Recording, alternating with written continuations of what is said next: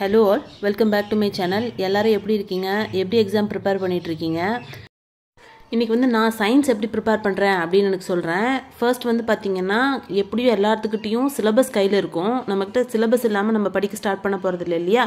First syllabus எடுத்துக்கலாம். சிலபஸ்ல வந்து பாத்தீங்கன்னா இப்போ physics ஃபர்ஸ்ட் பார்க்கலாம். physicsல வந்து பாத்தீங்கன்னா மெஷர்மென்ட்ன்ற ஒரு டாபிக் எங்கங்க இருக்கு அப்படினு சொல்லி பாத்தீங்க அப்படினு கேட்டிங்கனா 6th 7th 8th 9th 4 கிளாஸ்லயுமே measurement அப்படிங்கிற அளவீடுகள் அப்படிங்கிற டாபிக் வந்து இருக்குது.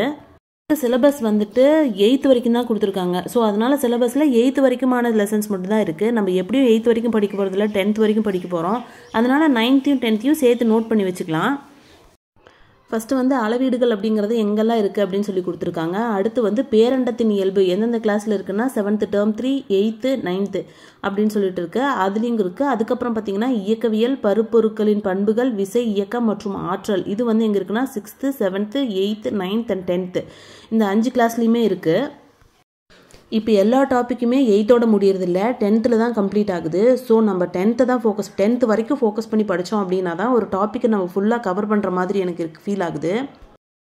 என்கிட்ட டெக்ஸ்ட் புக்ஸ் இல்லை, இன்ஸ்டியூட்டோட புக் இருக்கிறதுனால நான் சயின்ஸுக்குன்னு தனியாக டெக்ஸ்ட் புக் வாங்கலை. ஸோ அதனால் எனக்கு இந்த டேப்லெட் காலம் வந்துட்டு எனக்கு கொஞ்சம் ஹெல்ப்பாக தான் இருக்குது. உங்கள்கிட்ட டெக்ஸ்ட் புக்ஸ் தான் இருக்குது அப்படின்னு சொல்லி கேட்டிங்கன்னா கொஞ்சம் சிரமத்தை பார்க்காம இதை நம்ம டாபிக் வைஸ் தனித்தனியாக பிரித்து எழுதிக்கிட்டோம் அப்படின்னு சொல்லி சொன்னீங்கன்னா கொஞ்சம் நமக்கு படிக்க ஹெல்ப்பாக இருக்கும். எப்படி நோட்ஸ் எடுத்து தான் படிக்க போகிறோம்.